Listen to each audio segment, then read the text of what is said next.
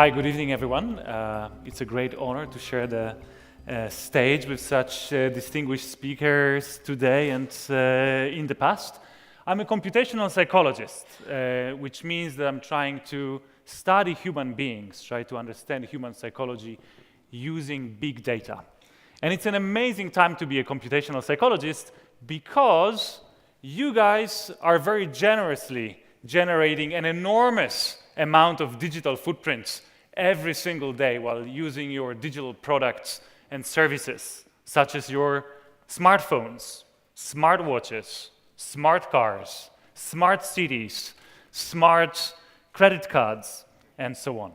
And in fact, IBM estimated back in 2012 that an average person is producing 500 megabytes of digital footprints every single day. And to help you imagine how much data that is, let's have the following thought experiment. Let's imagine we wanted to back up 1 day worth of data that humanity used to produce as a whole back in 2012. We wanted to back it up on paper, A4, double-sided, single-lined, Times New Roman, font size 12, with zeros and ones.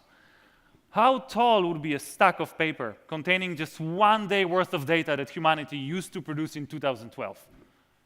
Do we have any accountants in the room? Any consultants? It's a perfect job interview for a consultant, isn't it? Who wants to guess? 1 meter. 1 meter, great guess. More than that. Like to the moon, great, 10 kilometers to the moon. We are on the right scale of things now. Ladies and gentlemen, 1 day worth of data backed up on paper would be like from here to the sun 4 times over. And this is 2012. Recently, The Economist estimated that in 2025, which is not that long from now, an average human being will be producing 62 gigabytes of data every single day. And that's an enormous amount of data, and it's also pretty useful. And I'm sure you can think of many applications of this data in marketing, in predicting the movements of the stock market, in healthcare, in psychological healthcare, and so on. But I'm a psychologist, so I'm trying to see what can we learn about human psychology from this data. And let me show you here a short video where we took a sample of around 60,000 Facebook users. And those users volunteered, they gave us access to their Facebook likes. And Facebook likes are just one of those most generic types of digital footprints. You click like and you like something. And they're similar to your playlist on Spotify or the history of websites that you have visited. Also, they happen in the public. So no one is really revealing anything overly intimate in their likes. You know, you like the restaurant, you like the book, you like a picture of your cousin or a new baby of your cousin. Because, well, you have no other choice. And then we thought, okay, so let's see whether we can use those likes to predict some intimate traits of those internet users. And we knew at the time, it was back in 2013, and we knew at the time that a very broad range of companies, marketing companies, Google, Facebook, are essentially doing exactly that. They are looking at the digital footprints we all generate and try to predict intimate traits of users to use it in marketing targeting. In fact, the very technology that I will show you here was patented by Facebook back in 2012, which is 4 years before the same technology was used by Cambridge Analytica, to the great surprise of Facebook, to analyze psychological profiles of all Americans, apparently. Okay, so let me show you a short video reporting on the results of this study. Now, clicking like on Facebook is something most of us do without thinking.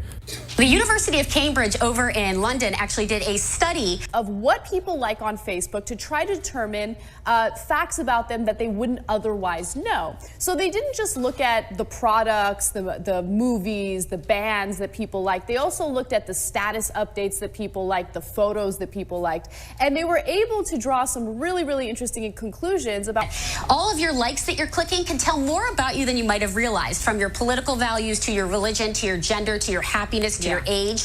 In fact, some parts of your identity can be predicted with 95% accuracy. accuracy was lowest, about 60%, when it came to predicting whether a user's parents were still together when they were 21. People whose parents divorced before they were 21 tended to like statements about relationships. Drug users were ID'd with about 65% accuracy, smokers with 73%, and drinkers with 70%. Sexual orientation was also easier to distinguish among men, 88% right there. For women, it was about 75%. Gender, by the way, race, religion, and political views were predicted with high accuracy as well. For instance, white versus black, 95%. The findings have alarmed privacy campaigners who fear this research could be used to commercially exploit users. So keep in mind that just because you think you're not revealing a lot of personal details on Facebook, you're still spreading the word to the outside world as well as those online marketers. Volunteers with few friends liked walking with your friend and randomly pushing them into someone or something. Hey, it's not their fault they don't have friends. Everyone they know keeps getting randomly pushed into traffic. High IQ corresponds to liking Mozart, science, and the Colbert Report.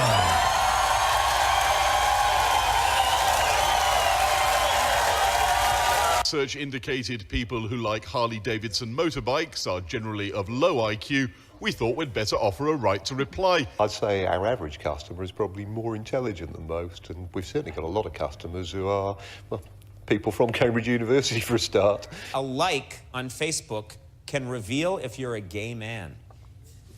Yeah, especially if what you choose to like is penises. It's probably true.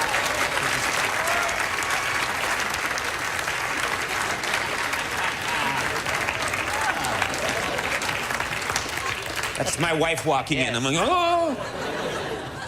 It's a joke. Okay. By the way, don't be an idiot and think that if somebody clicked on Wicked the Musical that they're gay automatically, or they clicked on Harley Davidson and they're stupid automatically. Ironically, that would make you stupid. So as you guys can see, those seemingly innocent digital footprints, again, no one clicks anything overly revealing when they like stuff on Facebook, are extremely revealing about a very broad range of our intimate psychodemographic traits, ranging from IQ through personality, to political views, to religiosity, to drug abuse, and even to whether your parents were divorced when you were young. So now the question is, how the hell do those algorithms work? And I have this little equation here that we'll go through quickly, but before we get there, let's just start with one practical example. Imagine there's this anonymous Facebook user, and you know nothing about them. And the only thing you know about them is that they liked Hello Kitty, the brand. Can anyone guess what is the gender of this user? Female. So judgmental. In fact, this retired Japanese gentleman has the largest collection of Hello Kitty toys in the world. But the answer is correct, very judgmental and correct. You can see, and this is not machine learning. This is just Facebook marketing platform. Those are the statistics from Facebook, essentially. Anyone can access this. What it shows you is that 99% of people who liked Hello Kitty are women. So if you know nothing about the user and you guessed they're women, given that they liked Hello Kitty, you're going to be correct a lot of the time. Okay. So what is their job title? Do you think they work in sales or in the military? Sales, so judgmental and so accurate again. Now, are they using an iPhone or a PC? iPhone, of course, a self-respecting Hello Kitty fan wouldn't even know what a PC stands for, right? Great. So as you guys can see, just one single digital footprint reveals to us a very broad range of intimate psychodemographic traits. And you do not need to be an algorithm or a computer scientist or even a psychologist to do that. We all can do that. And of course, in reality, the task is not that simple. Look, if I told you that this anonymous user liked Forrest Gump the movie, it would be much more difficult for you to guess the gender, age, and other properties of this user. Why? Because everyone likes Forrest Gump. It's an amazing movie, okay? If you don't like it, you're weird. But here, still you can see that, look, 45% of Facebook users are men. But 53% of people who liked Forrest Gump are men, which means that there is a small bias among men. They are more likely to like Forrest Gump. So if you knew nothing about this user, and I told you they liked Forrest Gump, you should update your belief, and now you should say, well, before that, I thought it was 45-55. But now, maybe it's 52 to 48, right? You should update your probability of the gender, for the gender of the user, and what you can do in the online environment, you can look at tens or hundreds or thousands or millions of digital footprints that this particular user has left behind while using digital products and services, and get a very good idea about the gender, age, sexual orientation, political views, and so on. So the question is, how accurate are those predictions? And when we ask this question, when it comes to things like gender or political views or age, the question is simply too easy. Algorithms can guess with nearly perfect accuracy. But when I tell that to people, hey, algorithm can guess your gender based on your digital footprints, people are utterly unimpressed. Why? Because we can very easily figure out each other's gender is just from looking at someone or listening to them for a fraction of a second, right? It's not that impressive that algorithm can do it as well. But let's talk about personality. Personality is extremely difficult to measure. We use questionnaires. There are sometimes 400 items long, and they take few hours to fill in. People can cheat on the personality questionnaires or tell you, what they would like to be like and not what they are really like, and so on. So what we did here in this study, we tried to see whether you can predict the scores on a personality questionnaire using people's Facebook likes.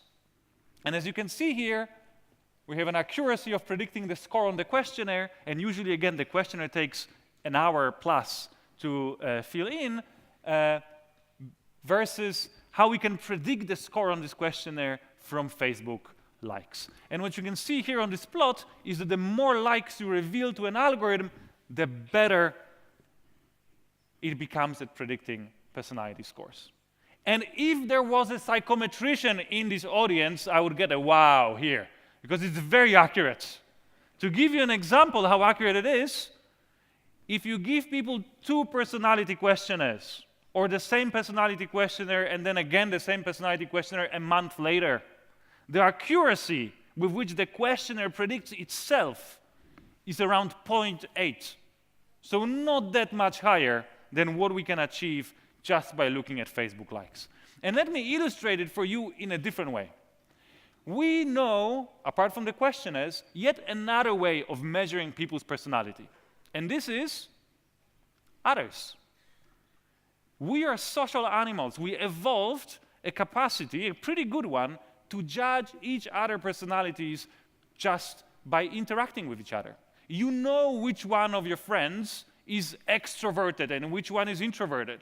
You know which one is dependable and which one is spontaneous and not very well organized. And the longer you know someone, the better you know someone, the better you'll be able to judge their personality. So what we did here, we did the following thing. We gave, I think it was 60,000 people, we gave 60,000 people personality questionnaires and they filled them in. Then we asked them if they share with us their likes, and we predicted their personality using Facebook likes. And then we went to the friends and family members, and we asked those friends and family members to fill in the personality questionnaire, not in their known name, but in the name of the target of the person, of this original person from the sample that we're studying. And now we can check how well we can predict person's personality using Facebook likes versus how accurate are the friends and family members. So now a question to accountants in the room again, or psychologists. How many Facebook likes do you need to reveal to an algorithm for it to be as accurate at predicting your personality as your work colleague? 50. You have amazing work colleagues, they know you really well. In fact, for most of us, it's just 10.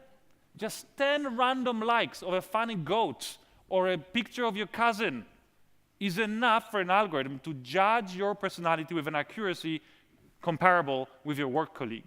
Now, for the family member and friend, you need around 100 likes.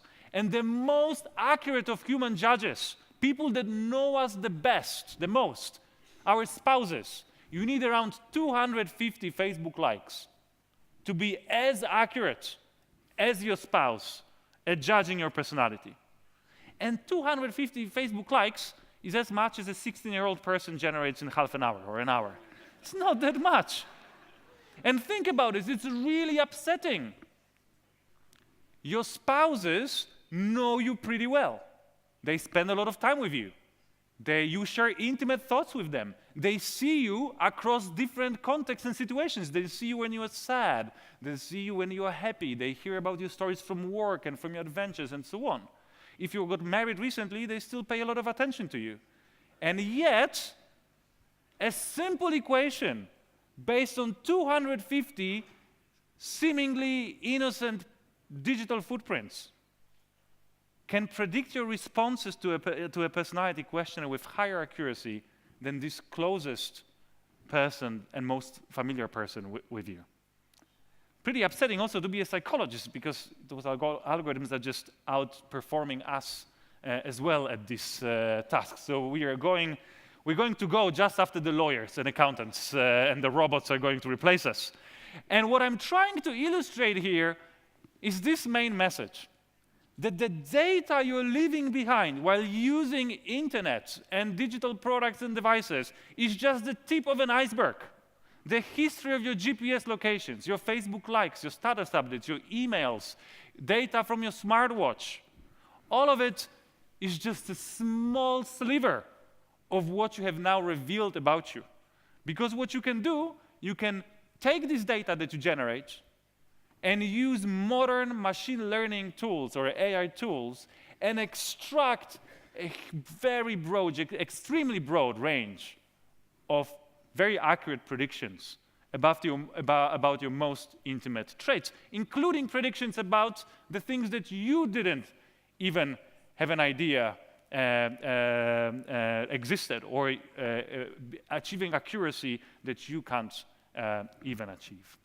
Okay, and this brings me to my main point here today, which is, as we are increasingly surrounded by digital products and services, and as we are increasingly dependent on them to get to work on time, to get our work done, to communicate with friends and family members, to entertain ourselves once we are back at home, we are going to be producing a just growing amount of data with every year that passes, and there's no turning back. On the other hand, algorithms are just getting better at turning this data into extremely accurate predictions of our most intimate traits, which essentially means that going forward, there's going to be no privacy.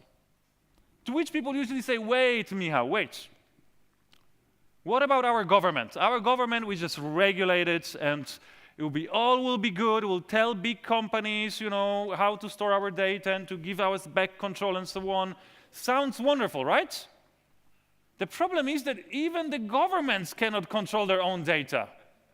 You can regulate Facebook, you can regulate Google, you can regulate Austrian government.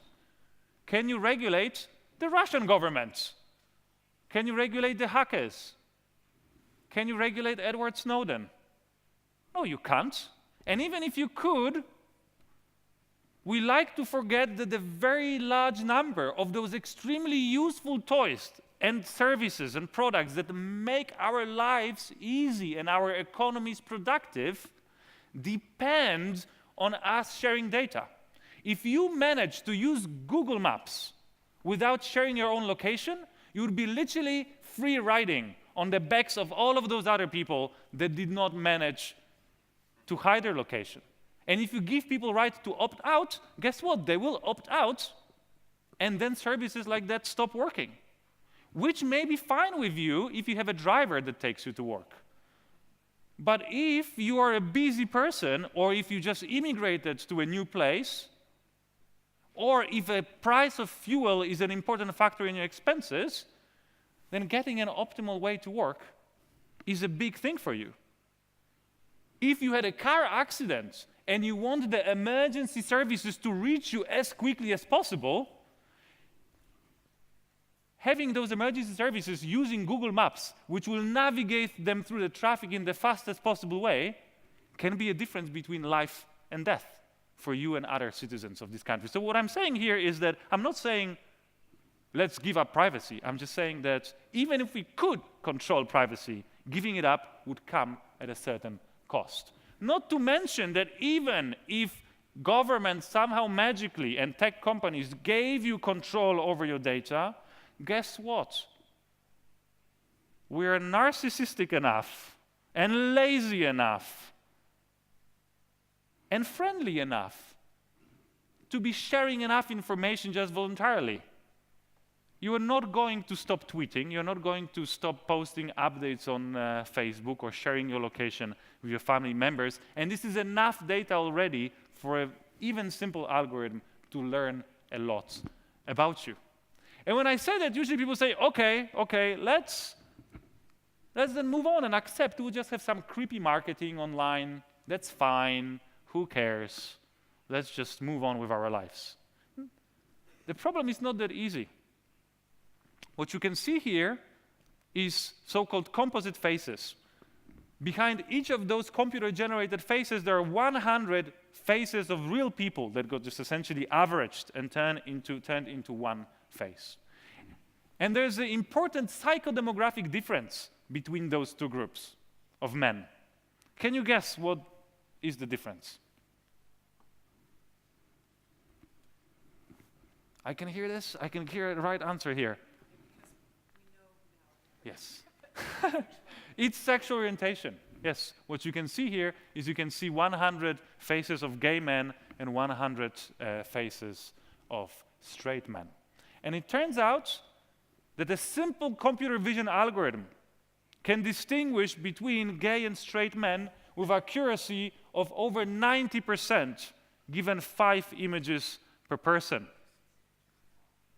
which, combined with this map that shows you where the government is going to kill you if they find out you're gay, proves that losing our privacy is not just some creepy marketing. It's literally a matter of life and death for many people around this world. Which brings me to this last slide. That, look, guys, I have nothing against privacy regulation. In fact, I work a lot with lawmakers to advise them as much as I can on how to design good privacy laws. But what I'm worried is that those pieces of legislation, those discussions, they create an illusion that if we just do the right thing, that somehow magically we'll be back to 10 years ago or 20 years ago and we'll have our privacy back. And this is just what I called it, an illusion. Let's think about it like we think about tornadoes. We can all agree here in this room that tornadoes should be made illegal tomorrow. We could have a vote here, everyone would vote for making tornadoes illegal. And guess what? Whatever our vote would be, tornadoes will keep coming. And the sooner you accept that the tornado of post-privacy world is already here with us, the sooner we can sit down and have a productive discussion about how to make sure that the post-privacy world is still a habitable and nice place. And I should stop here. Thank you very much.